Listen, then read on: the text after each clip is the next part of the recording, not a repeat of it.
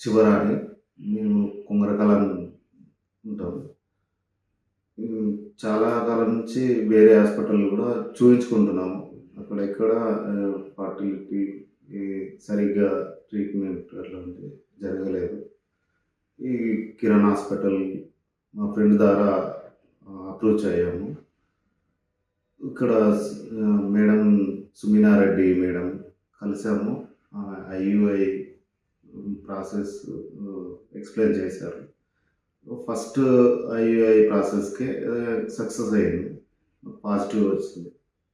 చాలా హ్యాపీగా ఉన్నాం. Thank you madam. Thank you. Thank you so much.